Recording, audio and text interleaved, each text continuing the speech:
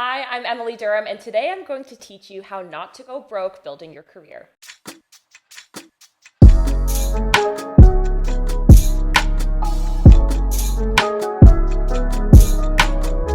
Hi everyone, welcome to this week's episode of Don't Go Broke Trying. I am your host, Rennie. And if you're new here, Don't Go Broke Trying is a podcast all about how to not go broke trying to live your best life.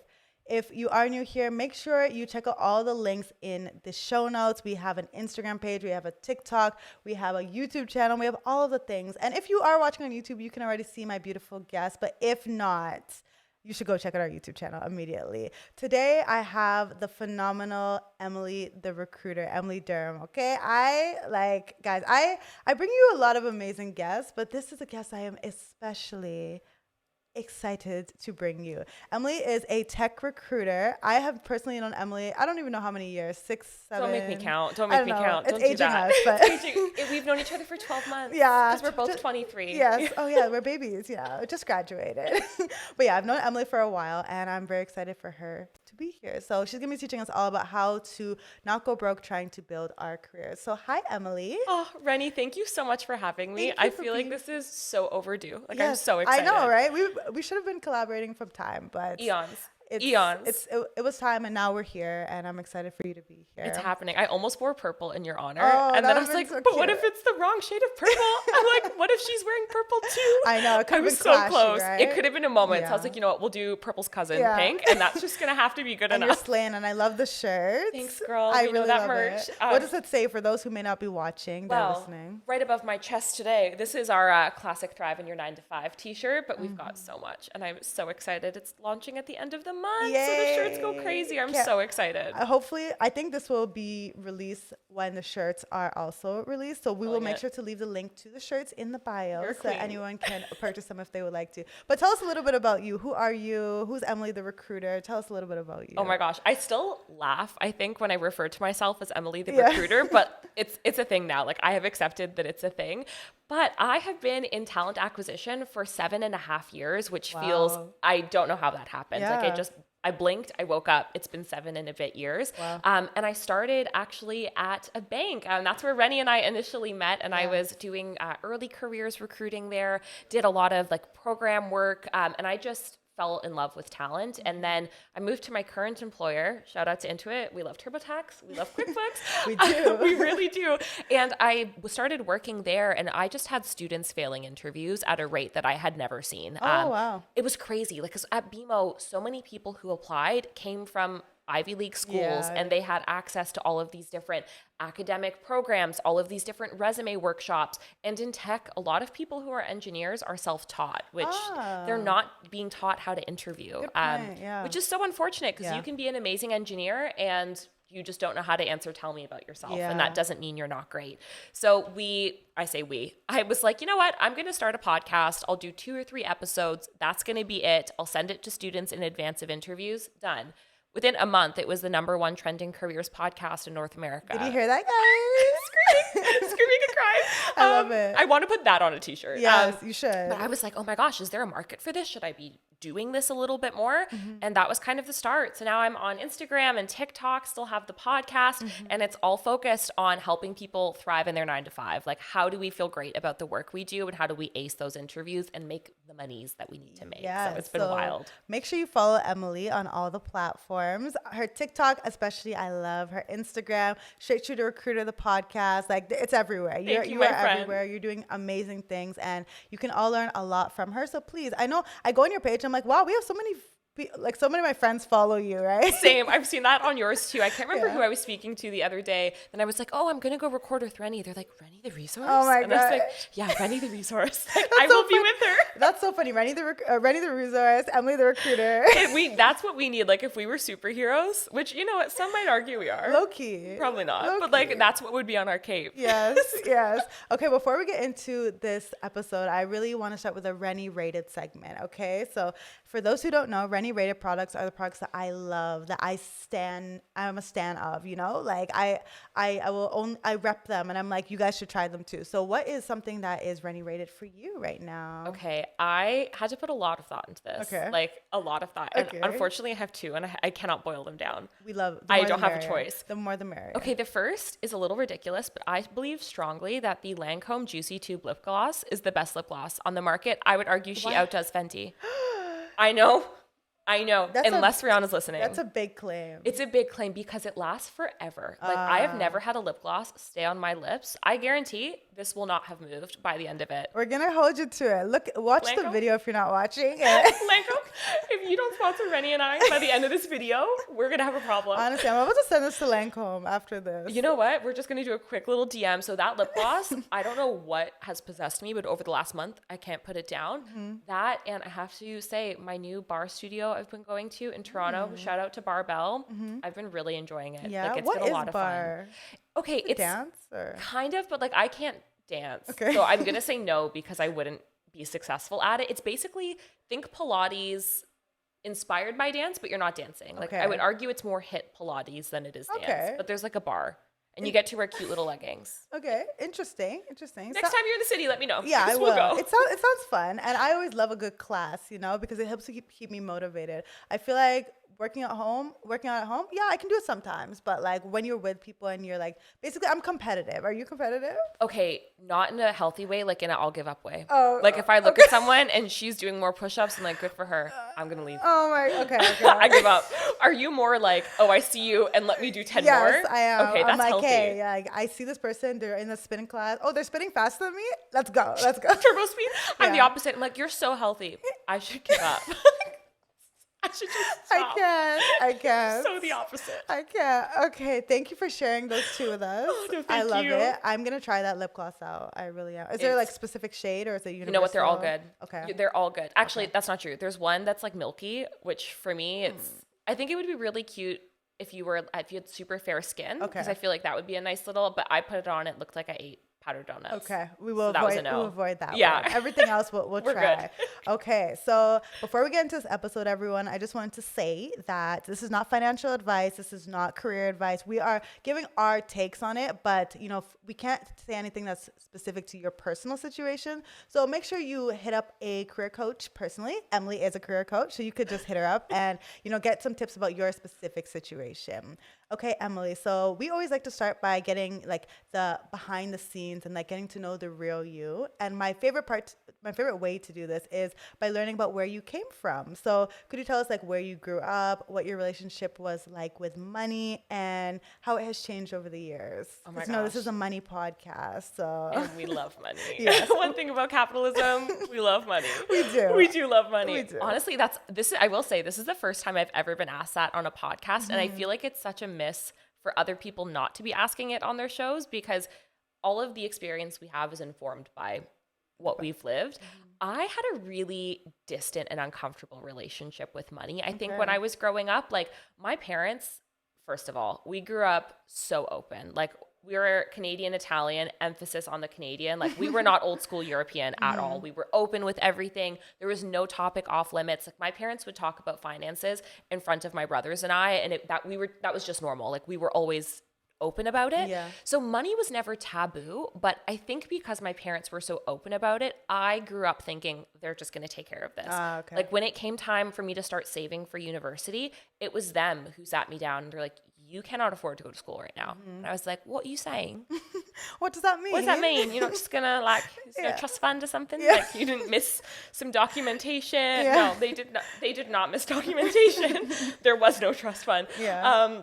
I mean, never too late, but probably not. Yeah. And I think because they were so open about finances, like I knew it was important, but I didn't take any initiative because they were so forthright about it. And I really relied on my parents to basically say, this is how much you need to save. This is how much debt you're going to be in when you graduate. There were so many things I took no initiative on, which is so unlike me. I'm so type A on it with everything, but with finances, I think I fell back because I didn't understand it. Yeah. And that was really debilitating as I started to make money and then have to balance life and, you know, when can I buy a home? When can I pay off my debts? And it became really, really stressful. So it probably wasn't until like my third or fourth year of university and when I was just starting to think about working full time that I sat down with my dad and was like, I need a crash course because I don't understand how to do anything. And I hate that my financial freedom is in your hands. And like, I trust the man, love the man, shout out to my dad. But like, shout out dad. As a grown independent person, like I had no knowledge on how to manage it myself. So I would say now I feel so much more educated. Like I'm able to have conversations about money. But when I was 16, I just thought it was going to figure itself out. And if my parents didn't kick me in the butt to do that, I would not have been able to figure it out. Wow. Okay. That's good. Thank you for being so open and vulnerable about that. Because as you said, it really informs everything else that we do, right? Like the way that you grow up with money it touches every single part of your life, especially your career. Like even if you like don't talk, for example, people are really closed off about money. They never ask for more money in like when they're negotiating their salary, for example, because they don't think they can, or they're very just uncomfortable with money. So thank you for sharing that.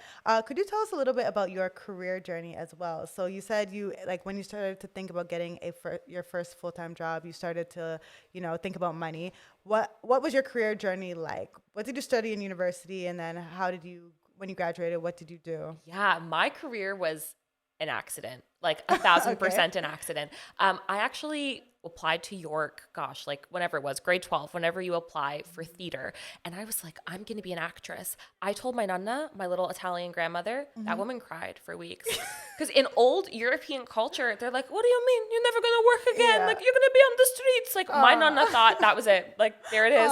Her granddaughter, gone, never going to work again. And I was so passionate about it. I'm not kidding, Rennie, 2 days of classes and was like, this isn't what I'm supposed to be doing. Yeah. And there was no particular thing that was wrong about it, but something didn't feel right. And then ironically, I switched into finance and I really, really liked it. But I was like, I don't think the career paths that are going to, organically come from this degree are going to make me happy. And I was like, well, I'll just go into HR. I like people. Ended up graduating with my master's. Wrong. Bachelor's only. Will never go back to school. I'm like, you could not pay me enough to go back. But I graduated with my degree in HR and I realized like, okay, wait, I'm really, really passionate about this. And I was kind of exploring what the different career paths looked like. I was toying around with the idea of employment law. I was really passionate about that. And then I really enjoyed like the compensation, the finance, how do people feel motivated and like they're earning at work. And then I got an internship opportunity at BMO that was in HR. It was in learning and design. And I actually really liked that internship, but I knew that wasn't my forever career path. I just, frankly, I don't have the design eye for that to be a space that I'd be successful in.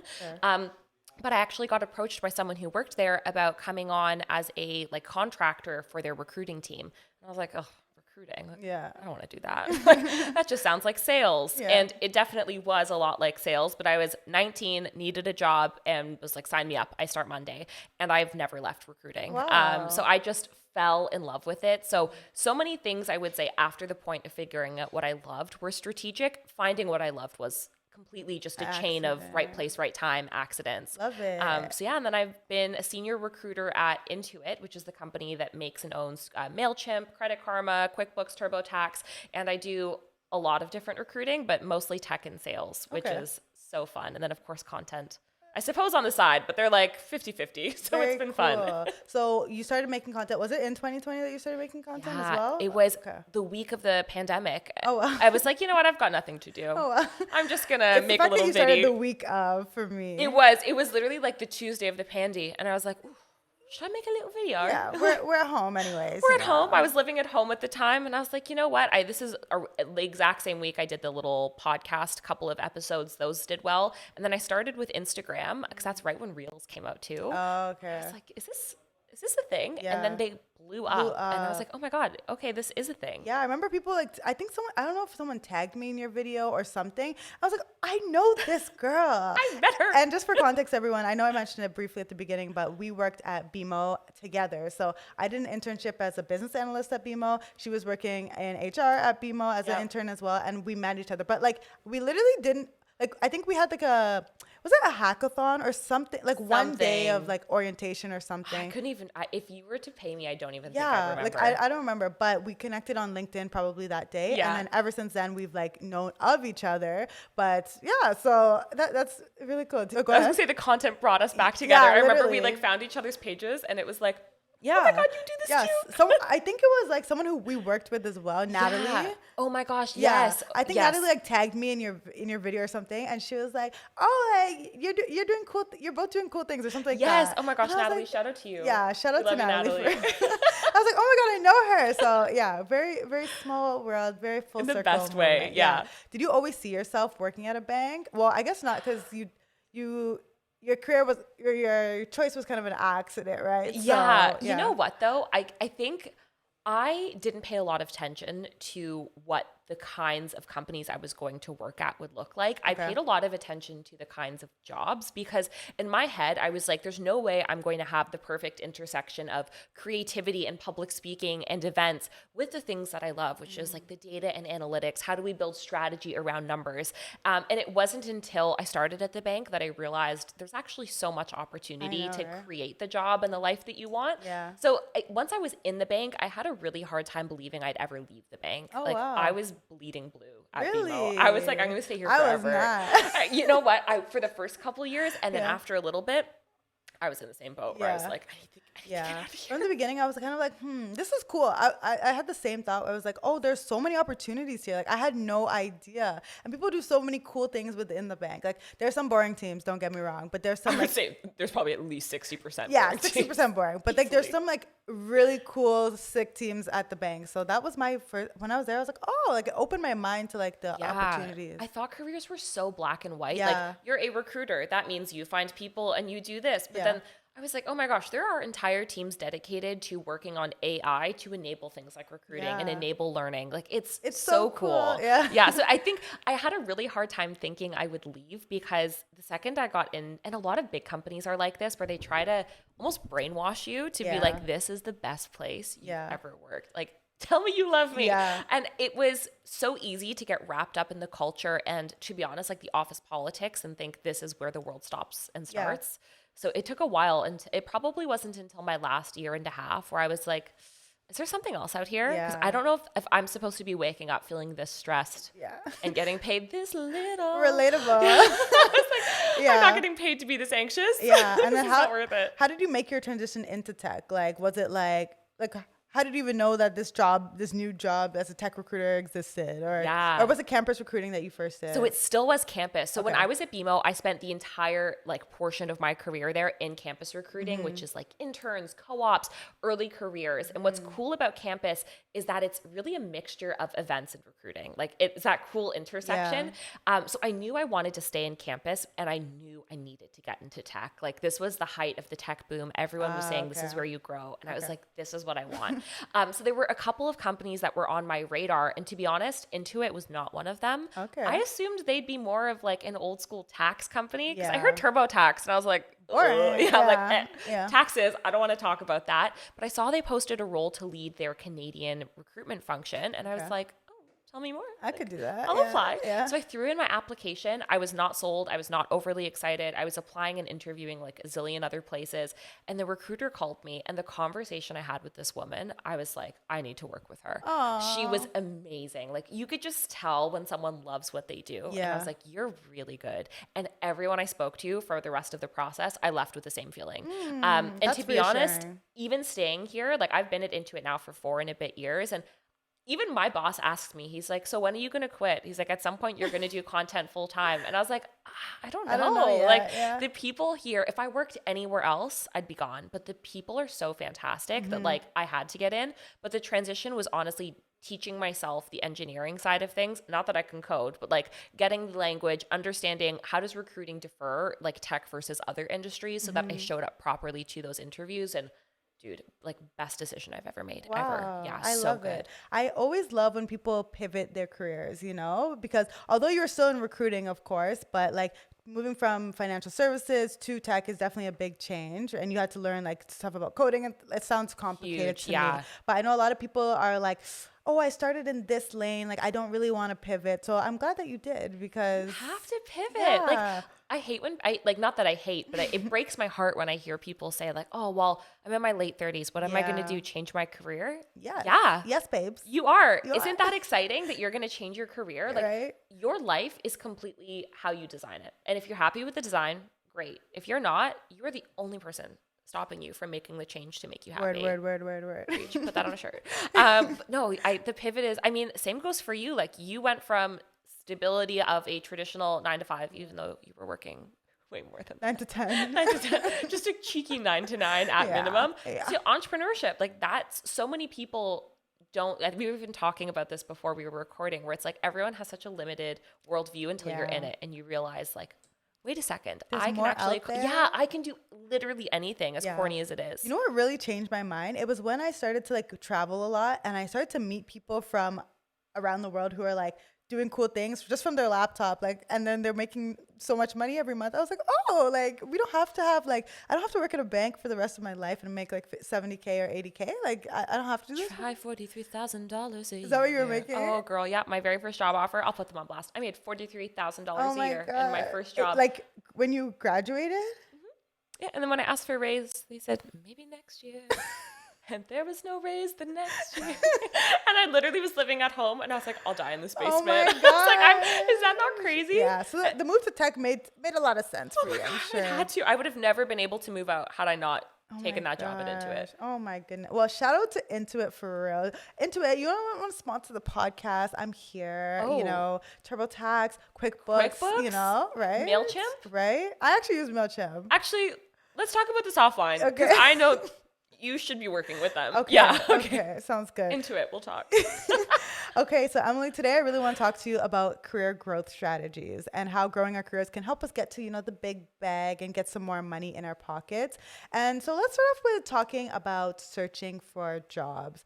The reality is that some jobs do pay better than others. For example, working in tech may pay better than working in the financial services industry or being in education, because I know, you know, our teachers don't get paid very well. So what are some industries that you think people should consider if they want to make more money? Like, what are some of the big paying industries that you know of right now? Yeah, that's such a good question. Like, if you want to make more money in your career, I would say before you even think about the industry, expand your mind on the kinds of jobs that you're going for.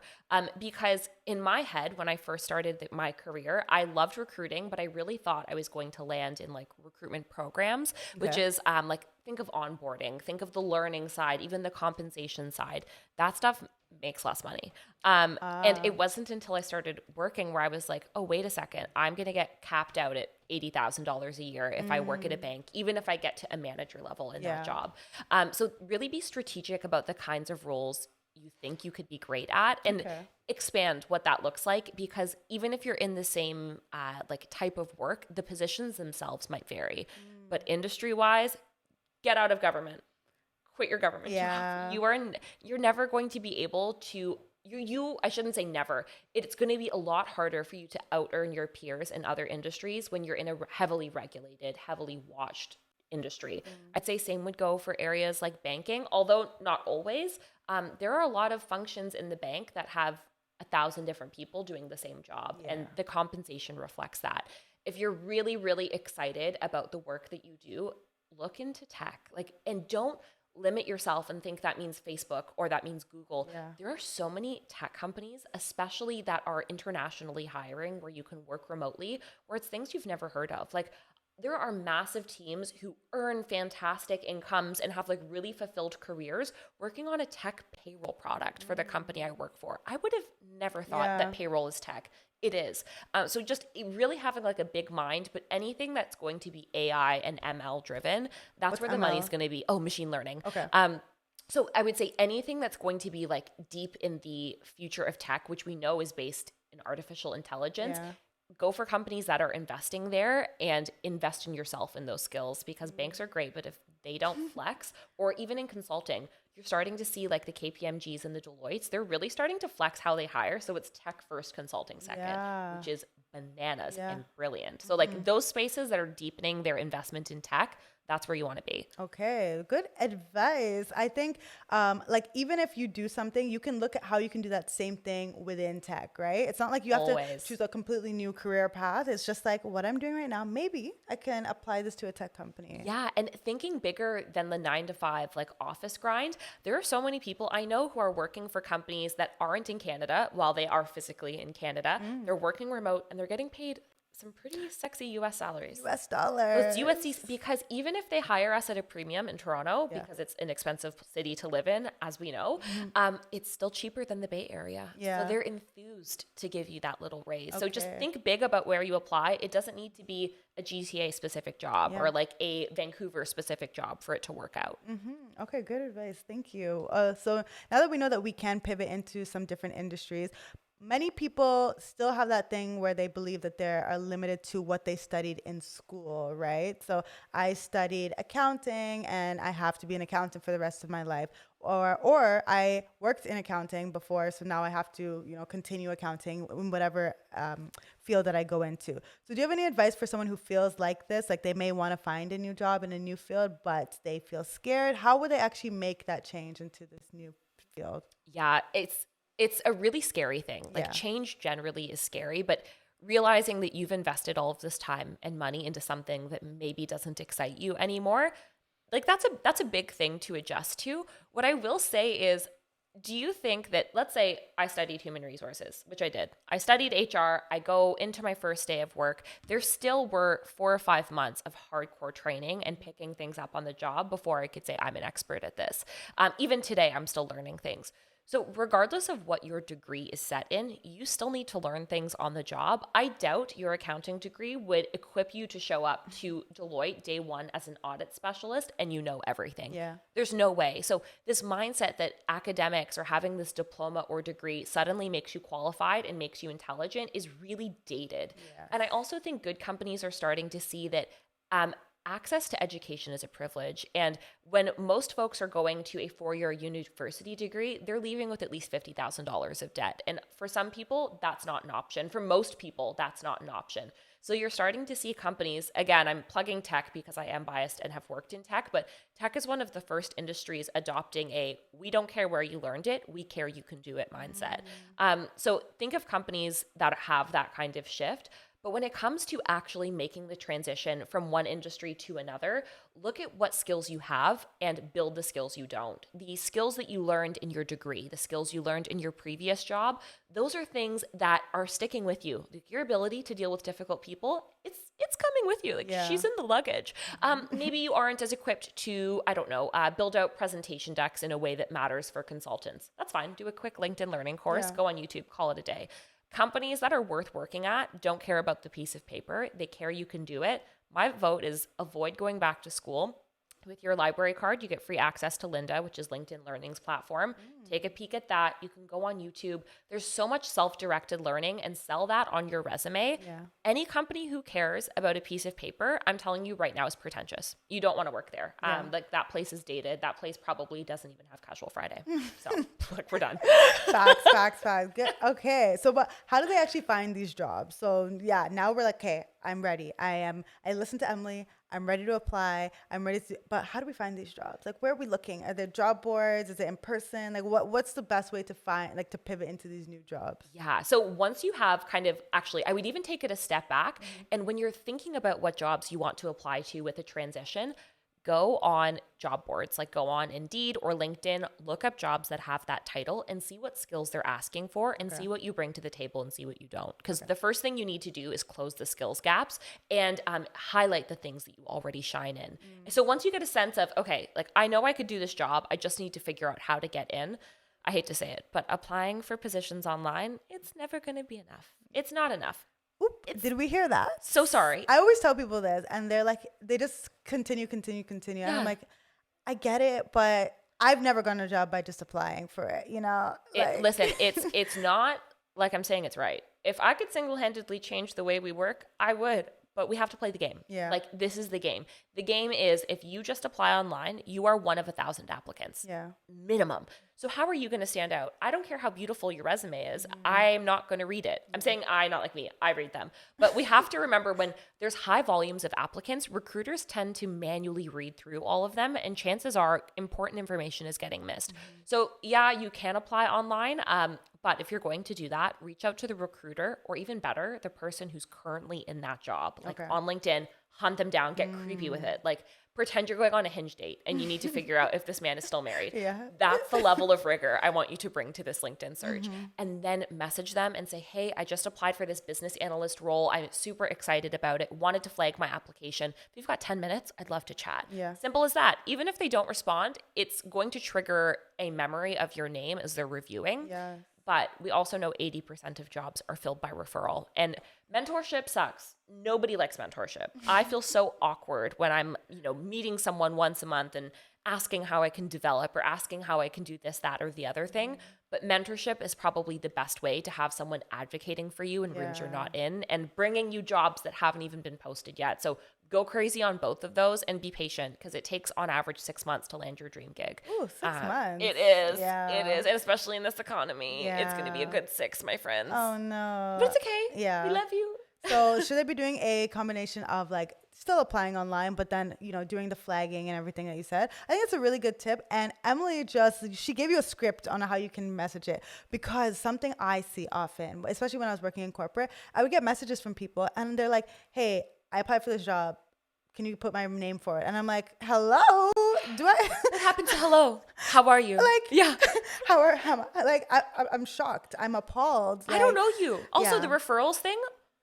Can you refer me Oh, for madame. this? Yeah, so I think it's all about like your approach, okay, guys? Like, we can't just be talking to people all crazy thinking that they're gonna, I don't know you. Like, think about that. I don't know you. I can't just put your name forward. This is my name on the line now that I'm putting your name forward. That's what people miss. I've had so many people say, well, you're going to get a referral bonus if you send my name in and I get hired. Or if you get into the interview and you are so unbelievably bad, everyone is going to think that you are the bar of talent that I accept. And that's not going to work. So I will say, though, side note on if you really want a referral and it's a role that's really competitive, or a company that's really competitive, go to Fishbowl. Not sponsored, but it should be. Go to fishbowl.com and go to the company's website page. They call it like the bowl for your company that you're applying to. Okay. And type in there, I'm looking for someone to refer me. Oh. And people will do it. Really? Easily, like this, because they just want the money. Okay. So, and you know what? I don't question them. Go for it. Pay them $50 for a referral.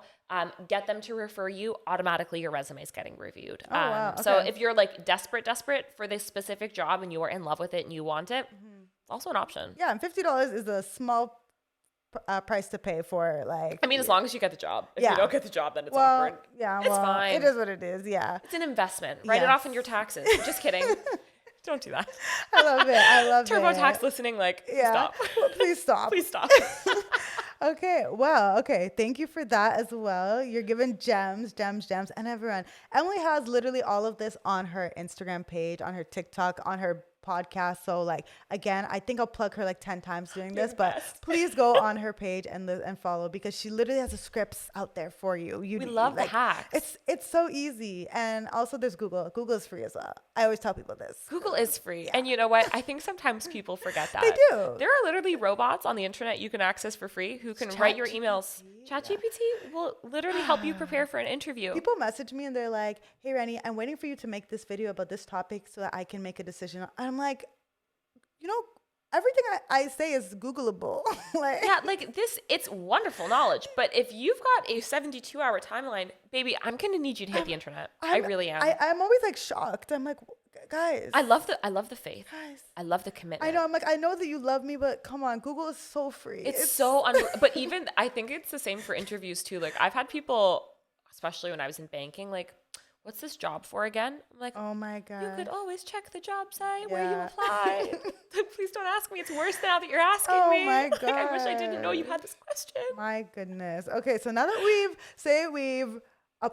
we found the job on this job board, okay? We've applied. We've gotten an interview. How can we stand out in an interview? What are the tips that you have to stand out in an interview? Oh my gosh. If you are getting into an interview, there are 3 main things. Okay. Like, there's always 3. Number one, I don't care if dress to impress is old, dated advice. It's true. You need to show up. You don't need to dress for the job you want even. Just show up looking professional for the setting. Yeah. Like if you are in tech, don't show up in a suit. Yeah. That's going to be weird. Good tip. Yeah, like if you are in finance, you're going to need to show up in a suit. You don't need to be overdressed, but just be mindful about the company that you are applying for because most first impressions are made within a 10th of a second. You can't say anything in that time. And it's all about how we look in a lot of ways. And there's a lot of ugly, biased, not good things that come with that. The only thing that's in our control is making sure we show up aligned to our brand. Like I'll never show up in an all black outfit to an interview. Because it's not ever. you. Because it's not me. Yeah. That's not who I am. Same. Like you're getting personality. You're getting purple. Purple. It's literally, we are showing up like Barney. Yeah. And if they don't respect it, leave me It be. is what it is. So number one, show up aligned to your brand. Number two is you have to do research. There is no excuse. Google is free. I'm not talking about, the basic stuff like, oh, I want to work at Google because you're Google. That's not good enough. No. You want to go on the company's website, and even if you don't mean it, just lie, okay? If you've lied about other things, just lie. Go on their company website and look up what values they share are the most important to them. And if something authentically resonates with you, I know when I interviewed at Intuit, I did this, and I saw that every single year Intuit posts publicly if there are any salary discrepancies between women and men, and then how is that different for white women versus black women? What were promotion rates between different groups at the company? And when they identify discrepancies, they have a commitment, it's fixed. I was like, I had goosebumps. I was like, this is the only way change happens. I was like, I'm in. So I brought that up in the interview and they were so impressed that I did that research. Yeah. So something like that, find something that resonates to what's important to you and call that out. The other thing is that third portion, you need to be prepared to sell because interviews are sales pitches. It is not the time to be humble. It is not the time to say things like, well, my team was able to accomplish this because all of us did this, because all of us did that. No. That might be true, but I need to hear what you did. Talk your shit. Talk your shit. Like hype yourself up. As a recruiter, I want to hear you tell me where you shine, what makes you special. I want to see you succeed. So going in, knowing how to sell really starts with having a good intro. How are you introducing yourself? It needs to be a minute. It needs to be concise, and it needs to tell me why you're different. You need to ask questions that show me, yes, you did your research, but put some pressure on me. Like, make me work. I'm thinking as a hiring manager, it's like when you're on a date and the person's like, oh my God, you're amazing. When's the second date? It's like, whoa, slow down. Chill. Chill, babe, chill, please stop. You don't even know me like that. They want you to put some pressure on, ask thoughtful questions. How are you planning on future-proofing yourself against your competitors? Where do you see this role growing in 2 years? Like, don't be scared to ask those questions.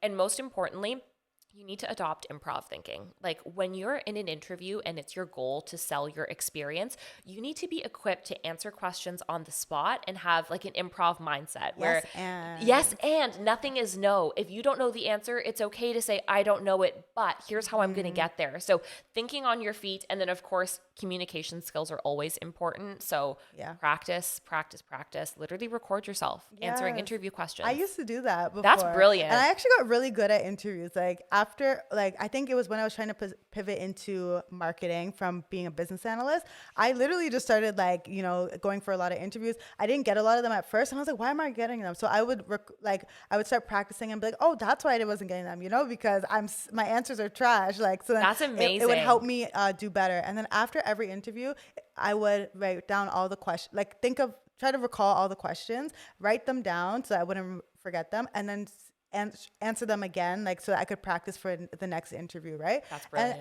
And I think I'm an amazing interviewer. I believe it. I haven't interviewed in years now, so I don't know, but I did well. You know what? You would be a good interviewer. I'm not concerned. But it's true, recording yourself, going back, and it's the second you realize that recruiters want to see you do well, take that pressure off. This is the key because they're trying to find the good candidate too, right? There's nothing a recruiter wants more than for me to say, oh, I don't need to work on this role anymore. I found my person, right? Yeah, it makes us look good. It makes you look good. Yeah. We want to see you succeed. That is the whole purpose of our job is to place amazing people into exciting roles. Yeah. But I would say my biggest thing was recording myself too, because in my head, I was like, I'm confident and I'm clear. It's like, No. you are no such thing. 0 out of 10. You are embarrassing. Yes. Like, this is, I know. Sometimes I'd hear myself and I'm like, oh my God, that was really bad. and I really thought I was doing something. I Yeah, was like, for I real. thought I introduced myself like I was walking the red carpet. And it was not. It was giving drunk on a first Yeah. date. Like, it was not good. Yeah. Not good. What about after the interview? Is there anything that you suggest that people do like to stand out from all the other interviewers? What am I, interviewees? Interviewees, Yes, yes. yes. Yeah, I was like, even I had to think about that. Yeah, there's a few things. Okay. Number one, it's classic, but send a thank you message. It makes a Please. difference. Even to your mentors as well. Send thank you messages after your Anyone messages. who helped you get that interview, it takes nothing. It's a 4-sentence message. It's not that deep. not. It's not. You can really just say like, thank you so much. Was really excited for the opportunity. I look forward to any feedback. That's it. Add them all on LinkedIn. That's more so just so you can stay in touch, but also psychology hack. If they're interviewing 30 people, they're going to remember your name popping up in their email notifications. And especially if you do post on LinkedIn, like maybe they're interviewing people and you're posting on LinkedIn. Say you're posting like some of your accomplishments at work during this time. It's like you're top of mind for them, right? It's like, oh, Rennie's posting about this she's doing. Her ratings are going up in my book, right? Yes. And I think this is where it comes back to like, it's sales. How we market ourselves is sales. Like Coca-Cola would not be as well known if there weren't fantastic ads that flooded the Super Bowl. You might be drinking Pepsi instead if you have no taste, because obviously Coke tastes way better. But it's the same with us. Your personal brand extends everywhere. It's how you email. It's how you show up on LinkedIn. Are you a content creator? Is that relevant to your field? If the answer is yes, put that on your resume. Yes. So keep showing up authentically. And that's why it's so important to be thoughtful about the kinds of jobs that you want. Because once you're in a space where you're like, okay, no, this is what I love to do, you can create a brand for yourself that's going to have impact even when the interview's done. Like that's where the magic happens. Yes. Okay. So let's say we followed all your tips. We got the job. Okay. And now we have an offer from a company. How do we approach salary negotiation? This is a big part, about money and building your career. So how do we approach salary negotiation? Are we just supposed to accept that first salary, or what should we be like? How do we know what to ask for? How does it work? Yeah, great question. Let me ask you this. Would you say yes to the first person who proposed to you on your first date ever? Ooh, good question. If the answer was yes, go to therapy. If the answer is no, keep that mindset. That's what we're doing. Your career is so personal. We spend hours. I think this stat was almost 60% of our life is spent at the office. So the first thing you need to be real with yourself on is, am I going to like this job enough that I'm not going to go crazy? You don't need to love it. It's just work. But if that's feeling good and it's time to think about money, the first thing I would do is educate yourself on what compensation splits look like, because your salary is not always the most important thing. Sometimes you got an opportunity where the salary might be lower than you expected, but your total earnings are higher. So you need to ask the recruiter, how do stocks play into this? Do you award me stocks at the end of the year? What does year-end cash bonus look like? And how variable is it based on the economy? Because some of these companies say 30,000 cash bonus. Yeah. But it was a tough year. Yeah. We can't pay you. Yeah. And then your cash bonus doesn't exist. So really take a look at what the holistic picture is. And then you're going to go on PayScale. Glassdoor is okay for this. It's not my favorite. I would say go to PayScale. And you're going to type in all of the information that it asks for. And it basically gives you a robust analysis of what that job title in your city should be getting paid. Okay. And that's your starting point for data. It's never going to be perfect, so take it with a grain of salt. But if you're $30,000 under, we've got a problem. Yes. Like that's pretty legitimate. Go on Reddit, go on Fishbowl, see what other people are getting paid, because people talk about this. Yes. If you've determined the money's not looking right, or it's less than what you need to feel valued in this job, first thing you're going to do, email the recruiter. You never negotiate in writing, ever, under any circumstances. And what I will say about Canadian employment law is two things that are important to know. A verbal offer is a legally binding offer. So if you're on the phone and they go, no problem, we're going to make your offer $200K. Fantastic. That's legally binding. Okay. Hold them to it. The second thing is, even if they put something in an email that says, yes, we're going to offer this, that doesn't count as your written offer. Get everything in writing in a document, and make sure you write down what they say to you on the phone. Not because we want to screw them over, but you need to protect yourself. Yeah. So first thing you're going to do, send an email that basically says, thanks for the offer. It's been an awesome experience. Couple of questions. Can we hop on the phone? They're obviously going to say yes. And you're going to come in and literally just say this. Thank you so much. It's been an awesome experience. I'm really excited to move forward. Based on my research and now having a better understanding of the role after I've interviewed, I was looking for a salary range closer to this. What can we do to meet somewhere that makes us both happy? And then enough talking. Let them do the work. Yeah. Because I get people all the time who start to negotiate and they're like, because I did good on the interview and I'm very smart and I'm a hard worker. And I'm like, stop. I already know you're amazing. Yeah. That's why I want to hire you. Yes. Yeah. And you're, again, like it comes back to the psychology of devaluing yourself. You might need to beg for this job in your head. And I felt that too, where it's like, I need this job or like, we're going to have issues. But you need to not act like that's where your head is at. Like you need to make them sweat and make them work and make them think you have options. Yeah, you are the prize, honestly, in this situation. Like you are. Honestly, can a company really pay you enough for the true value that you add to them? Probably not. No. And also, if you're the kind of person who's thinking about how to negotiate the right way, you're probably the kind of person who is going to work some extra hours. Yeah. And you're probably going to carry home some stress when things don't work out when maybe you shouldn't. So you should never feel guilty asking for more. It's the recruiter's job. So don't feel bad asking. And also, at the end of the day, you're being paid for a service. Yes. Price yourself accordingly. So after that call, you stop talking. You let the recruiter tell you what the next steps are. You let them work their magic. We're basically the conveyors of a message. Like I don't decide how much someone gets paid, but I'm negotiating on your behalf internally. So let them do that. Let them come back to you. And you need to have a dollar price in your head. That's your walk away point. Because once you negotiate once, you might have tiny tweaks to make after that. But if you ask for $40K and they come back with a $10K bump, that's $30,000 left on the table for you. Yeah. And for you, you might say, you know what, this opportunity is worth it. I'm okay with it. And that's totally cool. Not every move is a money move. Yeah. But if it's not feeling right, you have to give yourself permission to say on to the next. Like, it's okay. This is not the one. What if they come to me and they say I'm paid like $90,000 right now. I get a job offer and they're saying it's $150K. And I'm like obviously over the moon because, it's $150K. Should I just accept it or what's my move from there? I'm going to be so transparent.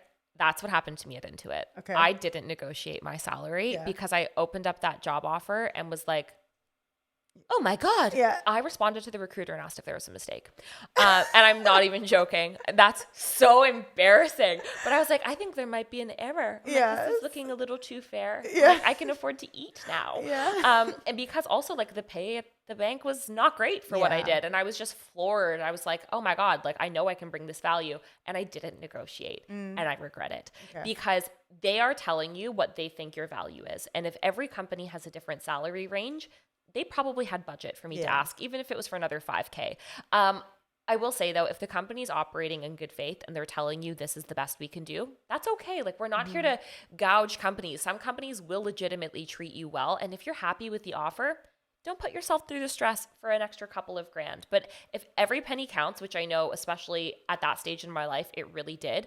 I did myself a disservice by not asking. Yeah. Same thing happened to me with BMO. I've shared this story a few times, but basically when I got my new grad job, the recruiter called me and they were like, hey, Rennie, we're going to offer you $50,000. And I was like, okay, thank you. Like, I was like, thank you. When do I start? Literally, like I was so excited because I think as an intern, I was getting paid like 38 something. So it was like it was nothing, right? Yeah. So 50 was a huge bump. And I was like, yeah, sure, of course. And she was like, oh, okay. Like that was literally her response. And then she was like, she hung up and I was like, okay, that was weird. I got finessed. No, I didn't even, I was just like, that was a weird response, but sure, whatever. And then she called me back a few days later. She's like, hey, Rennie, so we found some room in the budget and we can actually offer you $53,000. And I was like, oh, okay. Like I was like, thank you. Love this place. Like I was so happy. Like I was like, oh, this is the best company ever. Like they offer me more money. My parents were like, what company offers people more money like that? Like that's kind of, And then when I started working there, I found out that they actually had like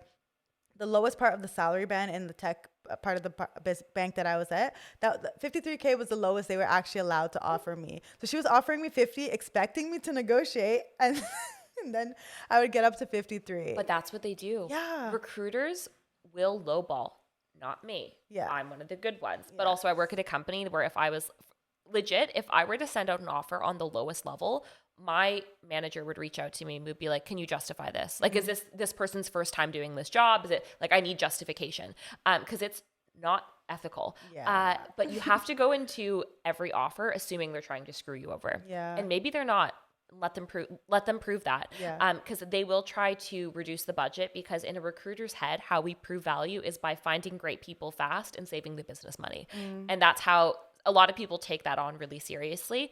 Opposite end of the spectrum, though, is if you're working with a recruiter who works at an agency, they're going to make commission. So they want you to negotiate Please like explain crazy. how that works for us. Oh, it's so bananas. And I truly could never work in agency. I think I'd hate it. But there's two different kinds of recruiting. One is in-house, which is what I do. I work at a company. I work for Intuit. I recruit for Intuit. That is it. If I worked in an agency setting, it's similar to any other agency split where I would have maybe 50 different clients, maybe one of them is Intuit. And I would hire people for that company and place them. But every single time I place someone, I make commission. So it's basically sales, which is awesome. It's super lucrative. It's a very high intensity field. It's just much more transactional, I would say, than in-house recruiting. But those recruiters, they would not let you accept the offer on first. They're going to go back and say, try adding 50, because that's how they eat. So you have to just be thoughtful about the circumstances, and you have to trust your gut. Like, I've worked with some recruiters where they've said they're giving me the best offer, and I was like, something in my gut tells me no. The recruiter I worked with at Intuit, she was so transparent with everything. I was like, I don't feel like I'm being taken advantage of with this offer. I still should have negotiated, no harm, but I in my gut, and I will say, like, that gut call was right, because I've never felt screwed over here. A question I always get is, okay, like, I want to negotiate, but I'm scared that they'll rescind the offer. And my thought is, okay, if they're going to rescind the offer because you asked for a bit more money, then they probably were not the best company, But what is your take on it as a recruiter? That's it. Yeah. There's the take. Yeah. I cannot imagine a company ever, first of all, policy-wise, letting that happen. Legally, I don't understand how that works out. Yeah. That's also not legal, fun fact. Oh, yeah. But we're not going to take them to court, so it's fine. I think you're dodging a bullet. If you're scared to negotiate because you're scared, that's fine. Be scared, do it anyways. That's totally fair. If they come back to you and say, well, now that you've asked for $10,000, you're greedy, we're going to take the offer away. You were about to sign an offer with the devil. You were about to work at a company that was going to take advantage of you forever. Yeah. Period. So thank whoever you believe in up there. They were looking out for you. Yeah. And I know we speak from a place of privilege of being able to be like, yeah, F this company, like, they were going to screw us over, but like they were probably going to screw you over. Yes. And it's so easy to say, like, oh, decline the job offer. Oh, look for another job when you have employment. Like, sometimes we don't have the luxury. I remember my first BMO job, it was that or bust. Like, I knew I wasn't going to be able to find another job easily. I had no experience other than that one internship there. But it's not to say there's cases where you can be picky. And when you have the luxury of being picky, do it, because it sets you up for success. But that's, not to mitigate the fact or like wash away the fact that sometimes you're going to take what's going to pay the bills, and that's totally fine. Totally fine. We're not negating that at all. Okay, so now let's pivot into people who are already in their careers now. So what are some tips you can give someone who is in their career, they have the job, they want to shine and look amazing in their job? What are some tips you have for that? Okay, number one, love this question. You have to be really intentional about your personal brand. I used to think personal branding was a like old school, very dated thing where I was like, what do you mean personal brand? I just show up as myself. You showing up as yourself every day, that's your personal brand, whether you realize it or not. And the scary thing is when you don't realize what your brand is. It's very scary. It's mighty scary, because those people you work with and you're like, oh my God, their work is really good. They're quite brilliant. You chat with them at lunch and you're like, this person's crazy. I'm looking into the eyes of someone this person's, I don't want to have lunch here. I don't feel safe. Like, you speak with some people and it's like all they do is talk crap about other people. They show up, they're hungover 5 days a week. And then other people you meet and you're like, you are so warm and intelligent and I want to work with you and I feel empowered when I'm around you. Those people are often not aware, and most of us aren't aware of the brand that we're giving off because we're showing up as ourselves. The problem is, in a perfect world, we would show up as our authentic selves at work. We don't live in a perfect world. We live in a world where we need to play a political game in order to get ahead. And how we do that is thinking mindfully about how we show up and making sure that's authentic to us. Like, I'm never going to be a quiet, subdued, not awkward, loud lady. Like, we are who we are. But you need to be intentional about what your brand is so that you can make it a part of how you show up every day in your emails. It's how you speak to other people. Like, I would say the biggest disservice you can do is not be thoughtful about having a pillar. Like, what is the feeling I want someone to walk away with when they work with me? And I'm intentional about that, because it's so easy to come in and be like, oh, I don't feel like doing this today, or like, I'm in a mood, or so-and-so's pissing me off, and like, I want to talk about it. But if my mantra, or like the vibe, so to speak, I want to give off is I want people to feel safe and empowered when they're around me, doing that isn't aligned to that. So why am I showing up as that person? That's not who I am. That's not how I want others to feel around me. So like showing up and being thoughtful, even with emails, like someone sends you a snippy email. Okay, my natural response is, first of all, bitch. Like absolutely write a novella like I do in my TikTok comments. Same. The TikTok comments, I have no values, actually. Same. I don't care. I know. I'm like, yesterday I posted something and I was like, this does not align with my brand. Like, well, it actually is very me to clap back, but like, I was like, it's not what I'm trying to represent online. You know what though? Sometimes a break in character keeps it refreshing. It's true. It does. Some of the saucy comments, I was like, you just caught me on the wrong day. Yeah. I am going to respond, Brad 252. Face reveal, Brad. Yeah, you caught the right one on the wrong day. Wrong day. Cheers. So yeah, maybe don't do that at work. But TikTok, we support it. But yeah, just like being really mindful and intentional about your brand. That's what gets you exposure, and that's ultimately the most important, because it's usually not the smartest people who get promoted, it's the most liked. Facts. Period.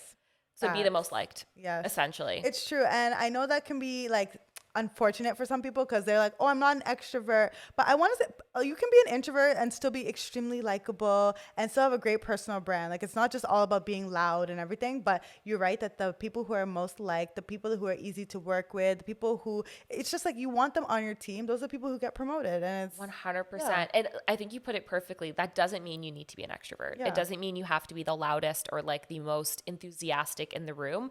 You just need to be, like you said, easy to work with, and you need to make other people feel good. Yes. And like, you don't need to be big and loud and whatever. It can be as simple as when you come into the office, are you saying, I haven't seen you in a couple of days. How are you? I know. Oh my God. And that's it. I had some coworkers who would like come into work, not say hi to anyone, just sit down. And at the end of the day, it's like they would like sneak out so that no one would know. And I'm like, guys, like you're allowed to leave. It's not like no one's stopping you. It's safe. And if you just say bye, like that would be amazing, you know? And that's all it takes. Like it's like when you meet someone for the first time, like you meet one of your friends' friends and you're like, oh my God, she was awesome. Yes. She was so fun. She was so warm. She wasn't necessarily life of the party, but when you were with her, you felt present. Yes. Like you felt like you two were there together. Be that person. Yes. It's so easy to be that person. Please be that person, guys. Like I think that the reason I got promoted since 2015, I haven't actually had to like formally apply for any of the jobs I got, because it was all networking, it was all personal branding, and it was all just like people liked me, and then I was able to move up in my career. So that's all it takes. Yeah, be a good person. I mean, you also have to be competent. Yeah, well, be smart. I would hope so. Yeah, please you far surpass. But you like, as long as you feel good about the work you're doing and you're hitting what you need to hit, invest in yourself and like invest in your mental health, invest in balance and your wellness, because that's one of the major things that shows up at work. Yes. I know you mentioned personal branding, and a lot of us hate posting on LinkedIn, right? Like I hate it. Personally, I'm fine with it because, I'm a content creator. It's like my full-time thing, but I know a lot of us like think it's so cringe to post on LinkedIn. And also networking, they find it a bit, and all the other fluff that comes with building your career. But do you actually think there's value in doing all of this stuff? Okay, networking for sure. Yeah. Networking 1000%, because networking is never not uncomfortable. Even at this stage in my career, I still get uncomfortable networking. As someone who coaches people on how to network, I'm still like, I'm awkward and I don't know what to ask. Networking is worth it, because networking is what opens doors. And even if it doesn't feel like it's opening doors today, it's opening doors tomorrow. Yeah, facts. Always. Perfect little like anecdote for this. My very first internship, which was unpaid. Love that. My first internship, or I suppose volunteer experience. Yeah. I was writing at a like fashion magazine in the city, and my boss was awesome. Like she was great. She and I stayed in contact. I felt really awkward continuing to network with her because I was like, I don't know what to talk about. Yeah. But I did. I pushed through.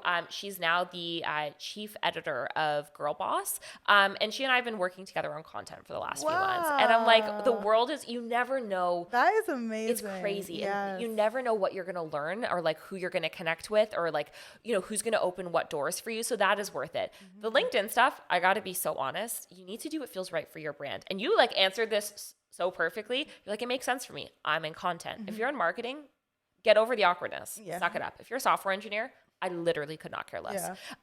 You have to think about what your brand is and where would it make sense for your brand to show up. Like a Coca-Cola ad at the gym doesn't make sense. A Nike ad at the gym makes sense. So me advertising myself on LinkedIn, that adds up. Me advertising myself on GitHub, that doesn't make sense. So be thoughtful about what you are as a product. Like I hate to say it, but if you think about it from a marketing perspective, it becomes a lot less emotional and personal. And suddenly you realize you're just selling your experience to get ahead. Yeah. Okay. The game is wild. Yes, it is very wild. But sometimes we just gotta play it, unfortunately, and you know it will work to your benefit if you just go along with it, right? Okay, so we have gotten our job. We are thriving in our careers. Now we're trying to get promoted. Okay, so do you have any like practical steps to help us get promoted? Yes. Number one, there is no promotion without data. And there's no data without evidence that you have impacted your team or the business that you work within or for. You talk about your to-do list, which I love. Yeah. I'm the exact same. Keep a list of every single win. I don't care how small it is. And that's helpful for two reasons. Reason number one, it's the end of your year. It's time for you to start pitching for your promotion. Suddenly you have data to back it up. Number two, mental health, because it gets really awkward asking for a raise where even me sometimes in my job, I'm like, I don't deserve to be here. I'm like, I'm not very smart. I'm a personality hire. But then you look at this list and you're like, oh, wait. I did that. And I continue to do that. So keep your list. And then you also need to be really thoughtful about how you start conversations around promotions. You can't be coming from a place of give me this or I'm going to leave. It's a conversation and it's an ongoing conversation. So when you're thinking about your career growth, talk to your manager about it, ask your manager where they see you, and focus on two things. Number one is what skills do you need to beef up in order to get promoted? And number two, how much money are you looking to make? And you need to be honest about both of those and make it an ongoing conversation with your manager so they can support you and so that they can see the evidence that you've achieved these things you've said you've achieved. I like how you said it has to be an ongoing conversation, because one thing I think a lot of people miss is that, okay, so say November 1st is your year end, and then that's the day that you decide to talk to your manager about a raise. Your manager cannot give you a raise because they just found out that or a promotion or a raise, whatever, because they're just finding out that you're interested in, you know, looking to get to the next level. But if you've been talking about it from January 1st and every month in your one-on-one, you're like, okay, so how am I on track to do X, Y, Z? You know, what are the steps that I am needing to do to reach? Then I feel like it's more likely that you're on the track to the raise. Or if 100%. They tell you no raise is possible, at least you know from way before, right? Yeah, like it's all about, you have to plant the seed. Like you need to have data to back it up. You need to build that relationship. You can't show up, like you said, at year end and be like, okay, and where's the check? Yeah. Where is she? Because she's not coming. Yeah. Like you need to be prepared. Unfortunately, she's not coming. She's lost in the mail. Yeah. I will say though, in this economy, a lot of companies are cutting back on promotions and raises. Makes sense. So usually, I mean, like my advice 4 years ago would have been, oh, if they don't give you a raise 2 years in a row, it's a sign to walk. You're being underpaid. We're in a place where a lot of organizations, big and small, are struggling. Yeah. So this is a year where I think, listen, we're never going to give major corporations a break because capitalism. But what we are going to do is be realistic. Yeah. Like, is this the year you get a $40,000 pay bump? It's not. It's not. It's not. The economy's not economying. It's not. It's not economisting. Yeah. It's simply not adding up. She's me and counting. Yeah. She was me trying to figure out how long we've known each other. I can't. Okay, let's talk about job hopping, because one way to get more money is by job hopping. You know, I see people, you know, leave their job, move to another one. So could you share about what job hopping looks like and why it helps you get more money? Yes. Okay, so let's define job hopping. It's basically this term that boomers gave because they don't want us to be happy. Yes. Kidding, but not really. It's literally like a term derived from like folks in the boomer generation, so to speak, to describe people who move through roles really quickly. Okay. So maybe you do 6 months in one gig, you're done, you move to the next. I've got two stances on this. One is my personal, one is how employers will see it. I will say employers will see job hopping as a red flag if it's consistent. Okay. So if it's been 4 years and every job has been 6 months, they're going to say, ooh, why am I going to invest in training you? You're going to be gone in 6 months. So you have to be realistic. Yeah. My personal stance is you can job hop as long as you're smart about it, because you'll never make more money than when you leave. Yeah. And you only negotiate your way into a company once. So you need to make that count. If you're someone who gets bored easily, which to be honest was me at the beginning of my career, every year I had a new job. You should do one of two things. Pick a really, really big company where you can move internally and there's a zillion different options for you. Yes. Or pick consulting. Like work for a consulting agency and have multiple clients that you rotate through over the course of every year. So you have full-time permanent employment, you have that security, but you are not getting bored every single time. So if you are gonna, if this is your second time job hopping, fine. It's not a big deal. If this is the only way you move jobs, I guarantee there will be a recruiter out there who's going to be like, are you going to quit?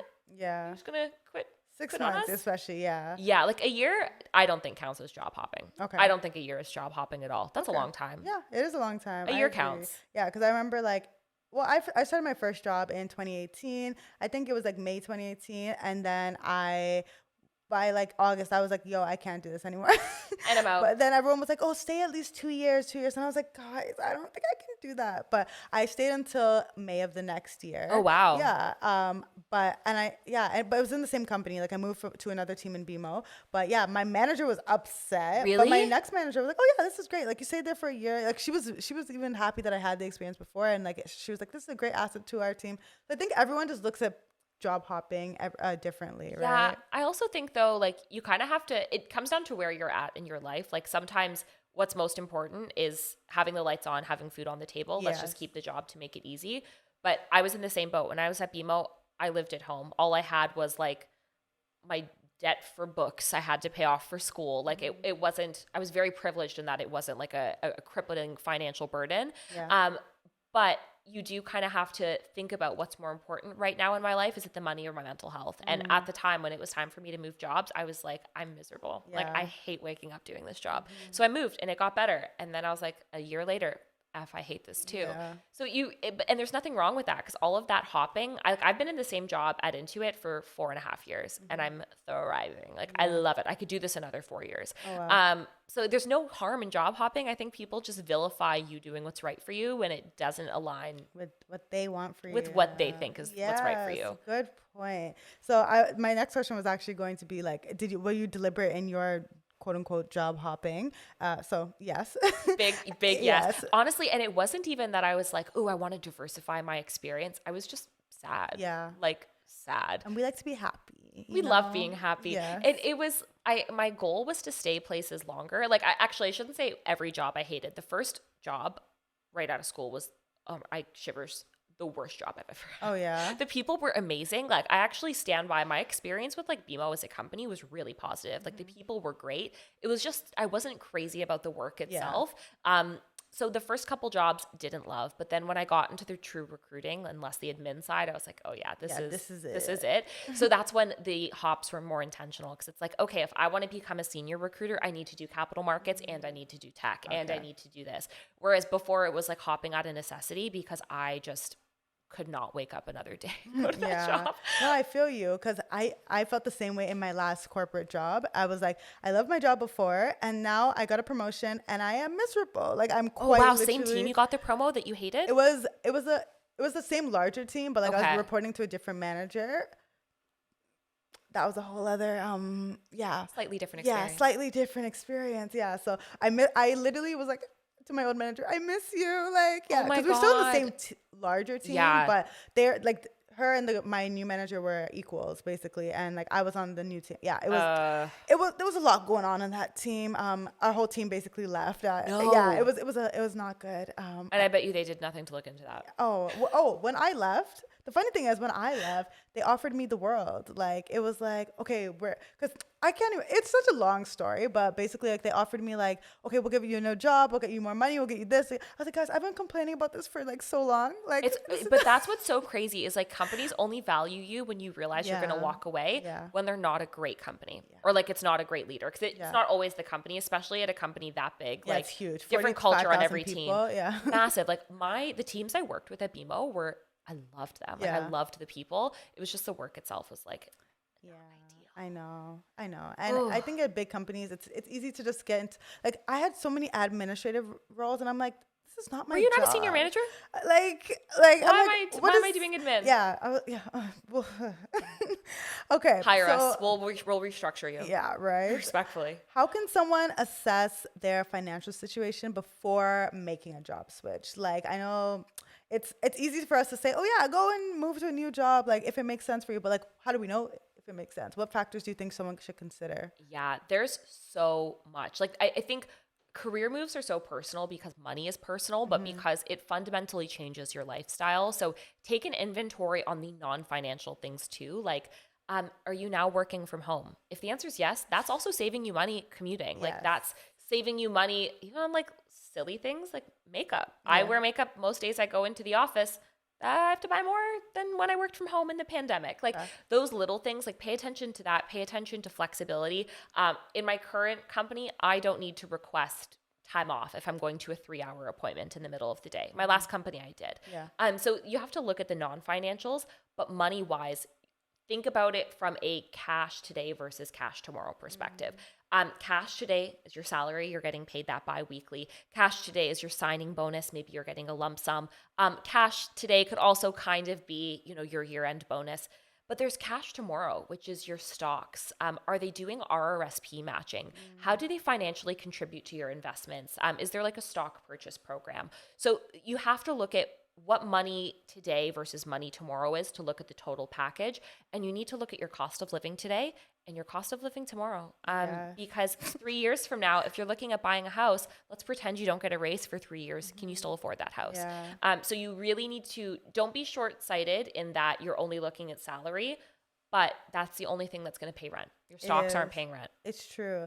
I saw this girl recently. Her name is Cinia, and her page is called Financed on Instagram. I love that name. Yeah, right. That's so good. And she shares about like travel and finance, and also just like her career trajectory. I think you've probably seen her post. Like I'm sure I have. About like, oh, in this year I was making this much. Now I'm making like $300,000 or something. Yeah, like she's been job hopping very frequently. But she recently got laid off from PayPal, and she was sharing how like she just realized that she was focusing so much on like, oh yeah, my total compensation is 300,000 because I have, stock options, I have this, I have that. But she wasn't focused on the salary that they're actually giving today. So I think, as you said, cash today is really important. Cash tomorrow, important as well. But like, what are they giving you right now? What's coming into your bank account every 2 weeks? That's something you should really prioritize when you are thinking of like, even when you're comparing a job off, maybe 2 job offers, what is coming into your bank account today? Because she didn't have enough time for those stock options to even mature. Like fully vest, vest, because she was laid off before they could, right? So that's what's scary too about stock is, let's say your company gets into a scandal. Let's talk like Twitter. Oh yeah, Twitter. Yeah. Your stock 4 years ago, their job offers.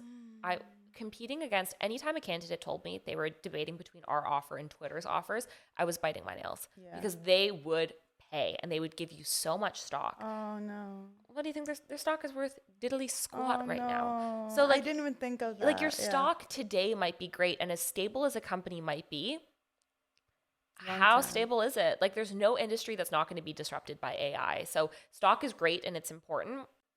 It's not paying the bills. Not today. Oh wow. I didn't even think of that. I think about Twitter a lot. Elon keeps me up at night. He's annoying. Did you see him at Coachella? No, I did not. Honestly, protect yourself. I feel like I've muted everything, so I cannot see him. I literally muted his name because I was like, I don't have the space for this in my life. I really don't. Mr. Musk, I can't. I saw him like dancing at Coachella, and I was like, this man's a cyborg. I was like, this is not a real person. Okay, Emily, you've dropped so many gems during this conversation. Thank you so much. I have one more question for you. Tell me everything. This is Don't Go Broke Trying. So if there's one piece of advice that you could give my listeners to make sure they don't go broke trying to build their career, what would that piece of advice be? Oh, it's so good. I would say don't go broke trying to fit in with the office culture you start off at. And what I mean is when you first start working in finance or first start working in an industry, don't invest your whole self mentally and financially into that. invest in your development. Don't invest in your development at that company alone. Ooh, That company, the second the economy gets tough, they're going to drop you. Bye-bye. Avita saying, you're gone, you're out, you're never going to hear from them again. So if you're spending all of your money and time investing in the certifications they advise, the certifications that they look for, going to the conferences they sponsor, only networking internally, you are not actually investing in yourself. You just think you are. So be selfish. Think about your career. If your career is going to take you on a path that doesn't exist at that company, how do you find mentors who get you there? Are you investing in certifications and courses and conferences that get you to where you want to go, not just keep you at that company? Because the worst thing you can do is limit yourself and limit your beliefs that you're only able to achieve what you already have. Like the imposter syndrome is real, and the minute you start thriving is the minute you believe you can accomplish basically anything. That was so corny, I could throw up. No, I feel like I just got a word. You just preached to all of us. Amen. It's almost Sunday. Yes, thank you, Emily. That was really good. I feel like I learned a lot, even though, I don't have a typical career right now. Maybe one day I'll go back to 9 to 5. The way I'm going to poach and headhunt you is going to go crazy. I'm ready. Actually, no, I'm not ready yet. But when I'm ready. When you're ready, I better be the first phone call. I'm like, hey, Emily, I'm ready to get back into the corporate world. I'm going to be like, Intuit, you better open a position right now. I have someone. Yeah, so Emily, thank you so much for coming on. If someone wanted to find you and learn more about the services you offer, listen to your podcast, connect with you, where would they find you? Absolutely. Well, first of all, this was so fun. I am so excited to even thinking about what we talked about. I can't wait to listen back. Yes. But you can check me out on Instagram and TikTok at emily.b.recruiter. You can listen to my podcast on all platforms, the Straight Shooter Recruiter podcast. And I'm also on YouTube at Emily Durham. I think that's it. Yeah. Do you also feel this way where you're like, have I listed all of the things? I know. I had more. I forgot. I'm also a writer at Canadian Business. You can check out my columns there. Yes, she's a whole writer, guys. I can spell. Yes, I'll make sure to link all of these links down below. Emily, if you forgot anything, you can always just send me the link. And amazing. We'll probably make sure did. Yeah. Well, thank you everyone for listening. I really, really, really do appreciate you. If you got this far, please make sure you share this on your Instagram story and tag me, tag Emily, and tag the podcast at Don't Go Broke Trying. We don't like to hoard knowledge, okay? There's so many gems dropped here, and I think the world should know about them. So make sure you tag all of us, okay, on your Instagram story. Thank you so much for listening, and we will see you in the next episode. Bye. Thank you for listening. I hope you learned something that will help you not go broke. If you're listening to this on Spotify or Apple, please remember to leave a review. And don't hoard this knowledge. Share it with a friend that you think may find this valuable. This episode was produced by Omilia Visuals with music by Wonder Girl.